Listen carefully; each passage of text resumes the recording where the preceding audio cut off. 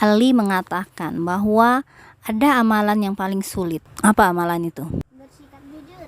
Bersikap jujur, kemudian Berbuat baik lah. terus sabar. Yang paling sulit adalah memaafkan seseorang ketika kita marah.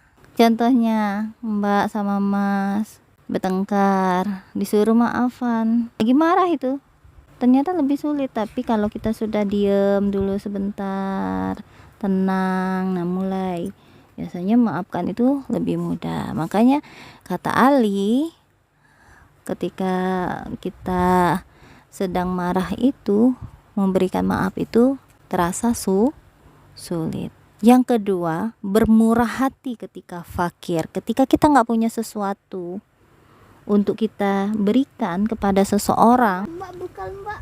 sulit nggak? Enggak. Enggak kan, karena sudah terbiasa. Kalau orang tidak terbiasa, dia nggak punya sesuatu untuk dia berbagi dengan orang lain, dia mikir, aku aja nggak punya, masa mau berbagi? Nah kayak gitu ya.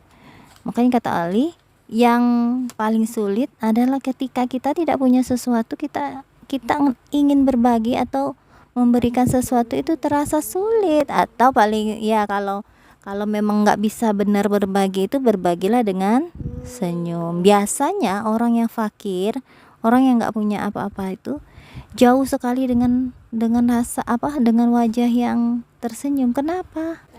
Iya, bisa jadi itu, atau karena dia sudah merasa merasa lelah dan tenaganya juga tidak punya. Gimana dia mau tersenyum? Kayak gitu ya.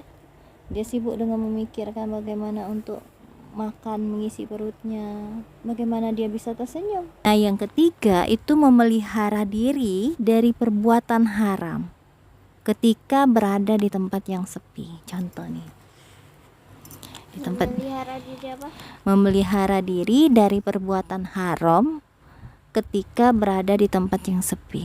Nah, misalnya nih, kamu menemukan uang itu Umi sembunyikan di ini. Ketika kamu bongkar-bongkar ada uang.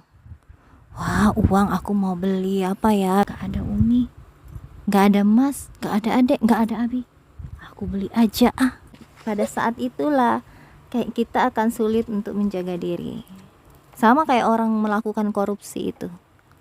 Korupsi itu tidak dilakukan pada saat orang ramai-ramai. Orang tahu nggak? Orang ngambil uang negara ya.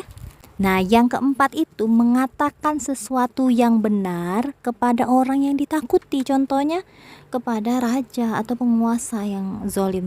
Kalau seorang pemimpin itu mau mendengarkan nasihat, insya Allah semuanya baik, berjalan dengan baik. Kesulitan, amal yang sulit itu bisa dilakukan asalkan mau mencoba untuk menerima. Semuanya kecuali yang memberi maaf ketika marah. Saat kita marah itu, ego kita itu ya, nafsu kita, ego kita itu pengen kita yang goal, kita yang benar, kita yang menang.